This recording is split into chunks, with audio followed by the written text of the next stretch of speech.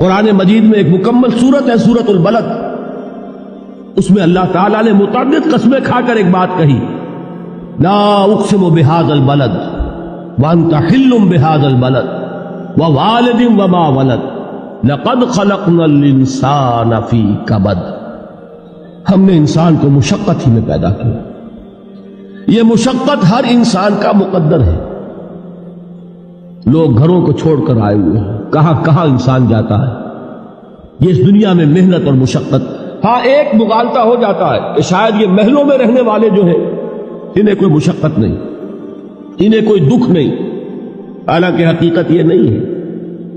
جو جتنا امیر ہے آپ دیکھیں گے اس کی جسمانی مشقت کم ہے، ذہنی کوفت زیادہ ہے۔